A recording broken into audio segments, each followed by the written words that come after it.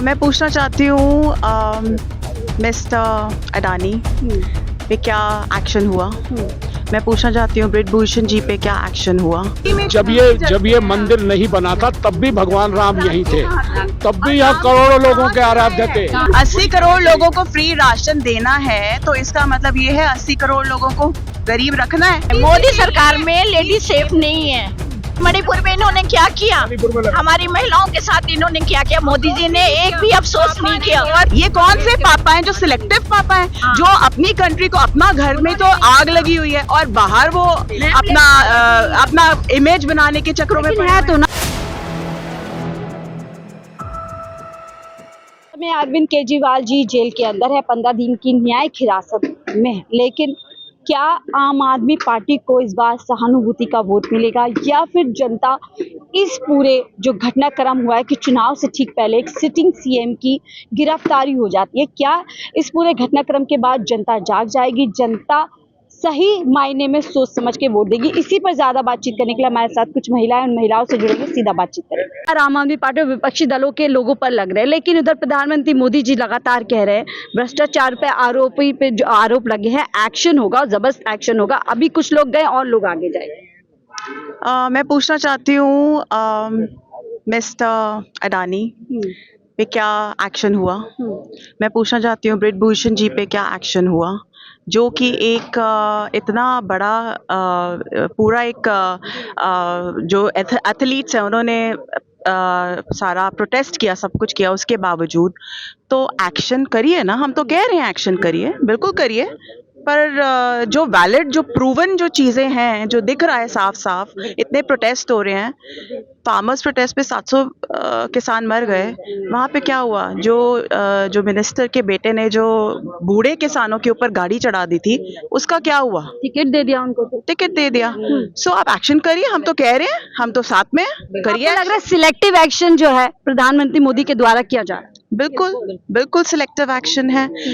अभी तो लिस्ट शुरू हुई है, अभी तो इतनी चीजें हैं जो हम गिनवा सकते हैं कि आप सोच भी नहीं सकते कि कितनी चीजें हुई हैं, कितना है। रिसर्च आप करिए। I request all the citizens of India जो एजुकेटेड हैं, जो रिसर्च कर सकते हैं, सोशल मीडिया है, उस पर आप देखिए कितना कुछ अवेलेबल है। अपनी रिसर्च मुद्दों पर बात कहाँ हो रही है? बताया जा रहा है देखिए मंदिर के नाम पर वोट दीजिए, सीए के नाम पर वोट दीजिए, 370 बताइए। रिलीजन एक पर्सनल चॉइस है, एक पर्सनल एजेंडा है।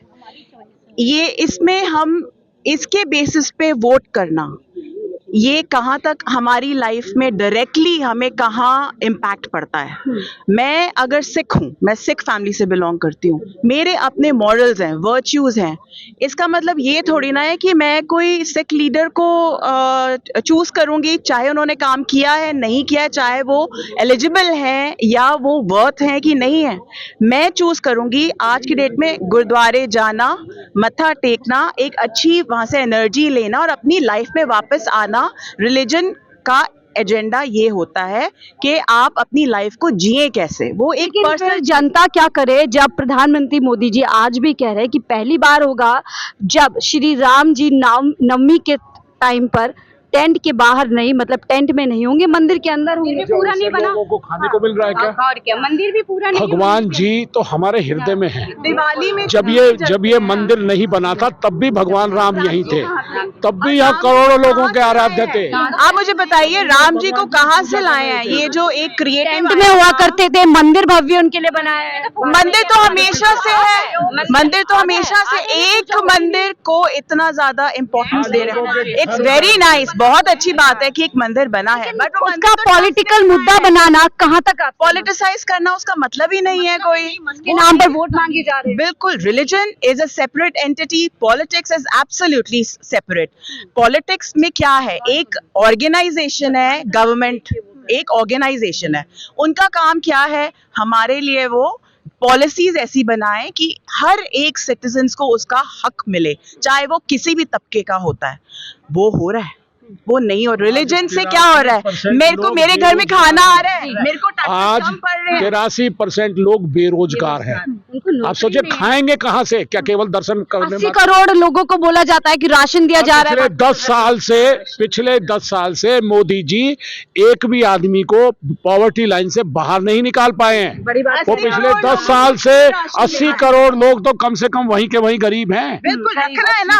80 करोड़ लोगों को फ्री राशन देना है तो इसका मतलब ये है 80 करोड़ लोगों को गरीब रखना है। और फिर बोलते हैं तीसरी बड़ी अर्थव्यवस्था देश की बनने वाली है। आप क्यों राशन दे रहे हो? मत दो ना। कहाँ से? फैक्ट्स पे बात करिए ना। आप बताइए आपने क्या काम किया। आप फैक्ट्स पे बात करिए, एनालिसिस पे बात करिए, फैक्ट्स पे बात करिए। ऐसा है मैडम, ये फ्रेंड सर्कल पे काम कर रहा है, पब्लिक सेक्टर पे काम नहीं कर रहा मोदी। सबसे फ्रेंड सर्कल पे काम किया जा रहा है। एब्सोल्युटली, बहुत ठीक बात है ये। क्या अब 2024 के चुनाव में जो लगातार 14 से चुनाव के टाइम पर जो वोट बार बार मंदिर के नाम पे मांगे जाते हैं, तमाम ध्रुवीकरण किया जाता है, क्या इस बार जनता उसको जवाब देने वाली है? बिल्कुल जवाब देगी। आई थिंक अब हाई टाइम हो चुका है। 10 साल एक बहुत बड़ा टाइम होता है। अब हमें समझ आना चाहिए, हर किसी को समझ आना चाहिए कि रिलीजन है। मैं कहती हूँ हिंदुइज्म, अगर हिंदू स्टेट बनाना है, हिंदुओं को किसका डर है? कहाँ है? यहाँ पे सबसे ज्यादा पॉपुलेशन ही हिंदुओं की। प्लस अगर हिंदू स्टेट बनाना है तो आप हिंदुओं के लिए जितने प्रूवन हैं, जो अपना आधार कार्ड दिखाते हैं, जो इस रिलीजन को बिलोंग करते हैं, उनके टैक्सेस कटवाइए ना, उनको टैक्स ना देना पड़े। कई कंट्रीज में ऐसे है ना, दुबई में ऐसा है, जो वहाँ के नेटिव्स हैं उनको ज्यादा फैसिलिटीज हैं, आप दिलवाइए ना हिंदुओं को। वो उनका फिर एक्स्ट्रा उनके लिए कुछ करवाइए। वो तो जनता के लिए क्या मुद्दे? ठीक है, वो जो वर्तमान सरकार है वो लगातार ऐसे मुद्दों को बुनाती जा रही है, मंदिर के नाम पे, सीए के नाम पे 370। जनता किन मुद्दों पर वोट देगी? विकास, ग्रोथ, इवोल्यूशन, डेमोक्रेसी बहुत स्ट्रांग होनी चाहिए। हर किसी को उसका हक मिलना चाहिए। हर फ्रीडम ऑफ स्पीच एक फंडामेंटल राइट है। Freedom of speech. आज मुझे नहीं पता, मैं बोल रही हूँ, मेरे साथ क्या होने वाला है। इतना डर जनता? एब्सोल्युटली। आज मैं अगर कोई पोस्ट सोशल मीडिया पे शेयर करती हूँ तो मेरे अकाउंट का क्या होने वाला है? लेडी सेफ नहीं है। मोदी सरकार में लेडी सेफ नहीं है। बिल्कुल। मोदी जी ने तो अभी हाल ही में कहा था महिला सम्मान, महिला सुरक्षा के लिए जान की नहीं है। बिल्कुल है, बासी नहीं लगी। मणिपुर में इन्होंने क्या किया? हमारी महिलाओं के साथ इन्होंने क्या किया? मोदी जी ने एक भी अफसोस नहीं किया। वॉर रुकवा दी तो पापा ने वॉर दोबारा शुरू क्यों होने दी? और अगर पापा ने वॉर रुकवा दी तो पापा मणिपुर क्यों नहीं गए? पापा लद्दाख में क्यों नहीं जा रहे हैं? पापा क्या कर रहे हैं वहां पे? औरतों को without nude, literally without clothes kilometre घुमाया गया। तब पापा क्या कर रहे थे? ये कौन से पापा हैं जो सिलेक्टिव पापा हैं, जो अपनी कंट्री को, अपना घर में तो आग लगी हुई है और बाहर वो अपना इमेज बनाने के चक्रों में है तो ना। मोदी जी का वर्चस्व एक तरीके से डंका बज रहा है विदेश में। लोग जो आप मुझे फैक्ट्स बताइए कहाँ पे हो रहा है? अगर आप मेरे को बिजनेस दे रहे हैं, मैं आपसे कमा रही हूँ, तो मैं आपको जी हजूरी करूंगी। क्यों नहीं करूंगी? मैं वही हो रहा है। ऐसी डील्स हो रही हैं, ऐसे बिजनेसेस दिए जा रहे हैं, डिफरेंट एम्यूनेशंस हैं। रफाल देखा था, इस तरीके से बताया गया था कि वोट रुकवा दिया मोदी जी ने कुछ, तभी स्टूडेंट्स वापिस आए थे। वही तो कह रही हूँ। वो फिर यहाँ मणिपुर अपने कंट्री में क्यों? फार्मर्स 2 साल बैठे रहे हैं यहाँ पे, 700 फार्मर्स मर गए, तो उस टाइम पे उन्होंने क्यों कुछ नहीं? वो तो एक बार गए भी नहीं। एथलीट्स जो हैं हमारे, जो ओलंपिक्स में मेडल्स लेके आए हैं, वो सड़क पे बैठे रहे। लेडीज सड़क पे बैठी रही, औरतें बैठी रही, जिनको वो कहते हैं ये तो मेरी परिवार की, तुम तो मेरे परिवार की। वो वीडियो आए थे, सबने देखे थे। क्या हुआ उसका? कहाँ गई वो बेटी? कहाँ गई वो बहन? वो तो रोड पे धूप में सड़ रही थी, उसको तो घसीट के वो वहां कर रहे थे। The running sitting CM, Mr. Kejriwal sir, उन्होंने जितना काम किया, जो सब किया, आज उनको ये सिंपैथी की बात नहीं है, ये एक सेफ्टी की बात है। ये एक रनिंग सिटिंग सीएम को आप अगर जेल में डाल रहे हो तो people are being awakened by this. उनको सबको समझ आ रही है कि ये हमारे घर भी हो सकता है। हम ये एक चीज को जरूरी समझें, आज भी अपने आप को झंझोड़ें और समझें कि उस घर में हो रहा है तो हमें फर्क नहीं पड़ता, साथ वाले घर में हो रहा है हमें फर्क नहीं, कल को हमारे घर में भी होगा, फिर क्या करोगे, कहाँ जाओगे? इससे पहले ही डिसीजन ऐसा ले लो कि आपको सेफ्टी जो है वो मिले, आपके लिए काम हो, आपका जो है एक ग्रोथ हो, आप अपनी कंट्री में सेफ हो, अपनी कंट्री में आप खुश रहो। केजरीवाल जी पे तो लगातार जो है आरोप लग रहे हैं कि देखिए दिल्ली की जनता की महिलाओं की हाय लगी है, भाजपा कह रही है नहीं सब झूठ किस हिसाब से लगी है? नो, क्या उसका प्रूफ क्या है बताइए? इसके साथ एक शराब जो है उन्होंने खोल दी थी, महिलाओं की हाय इसलिए लगी है। तो उस शराब के फर्स्ट ऑफ ऑल वो एक्साइज पॉलिसी है, वो शराब का उससे कोई लेना देना नहीं है, वो it is about the tax, it is not about alcohol. First of all ये समझें सारे। एक्साइज पॉलिसी जो है उससे कई लोगों को बहुत एक एक आप as an organization, as a government, आपका पर्पस होता है कि आप ज्यादा से ज्यादा रेवेन्यू जनरेट करें so that you have more and more funds to work for people. Excise policy जो आई थी, अब तो नहीं है, जो एक्साइज पॉलिसी आई थी उससे रेवेन्यू जनरेट करने का एजेंडा था। इसी पे पीएम मोदी जी कहते हैं कि रेवेन्यू ला करके आप मुझे बताइए, सीएम जो है दिल्ली के लोगों को रेवड़ी सस्ती शराब मिलती है गुड़गांव में, क्या बात है? वहां की औरतें नहीं है क्या? वहां की औरतें खुश हैं? What is this? I mean this is such hypocrisy. क्या जरूरत है ये सब बातें? और जनता सोचती नहीं है क्या?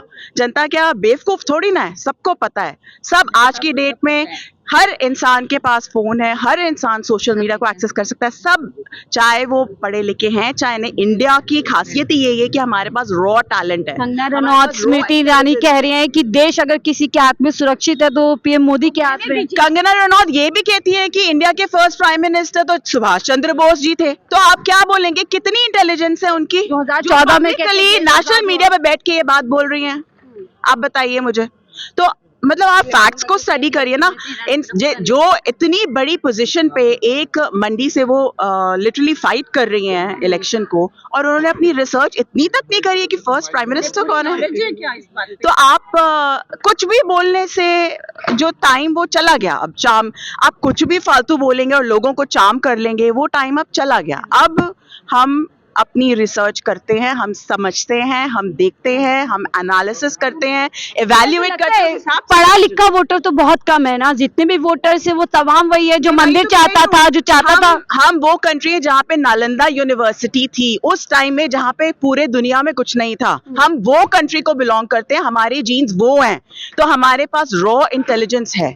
हम पढ़ा लिखा कोई है या नहीं है, उसके पास रॉ इंटेलिजेंस है, एक सोचने का एक बहुत स्ट्रेंथ है, पावर है, एक कन्विंस होना है नहीं होना, अपना एनालिसिस करने का बहुत पावर है। उसमें एजुकेशन का रोल जो है वो बहुत थोड़ा है, बट एक अवेयरनेस की जो बात होती है वो इंडिया में हर इस बार दिल्ली से तस्वीर बदलने वाली। एब्सोल्युटली। 400 पार का जो रथ है, मोदी जी जो यहाँ से निकाल कर वापस, मुझे बताइए इतना कॉन्फिडेंटली कोई भी पार्टी कैसे बोल सकती है कि 400 सीट आएंगी? जनता का विश्वास बोलते हैं। कैसे? कौन सी जनता ने बोला है? मैं तो नहीं बोलती। इतने कॉन्फिडेंस से कैसा बोलते हैं? मतलब कुछ ना कुछ पीछे से कुछ बैकिंग है, कोई ना कोई तौर तरीके हैं कि वो इतना कॉन्फिडेंट बोल रहे हैं। आपको पता ही है क्या तरीके हैं। इलेक्टोरल बॉन्ड्स ने सब कुछ बता दिया। Thank you to the CGI that ये डिसीजन लिया गया, इतना कुछ सामने। आई थिंक इलेक्टोरल बॉन्ड्स एक और एक सिर्फ यही रीजन हो तो ये बहुत है अपना वोट अकॉर्डिंगली देने के लिए। बहुत बड़ी बात कह रहे हैं, और कह रहे हैं कि अब जनता जागरूक हो चुकी है, जनता के पास सोशल मीडिया का एक्सेस और तमाम ऐसे मुद्दे भारतीय जनता पार्टी के अब सामने आ चुके हैं कि वोट लगातार किस मुद्दे पर मांगा जाए। फिलहाल मुझे दीजिए इजाजत, मैं शाहीन खान, 4 PM दिल्ली के लिए।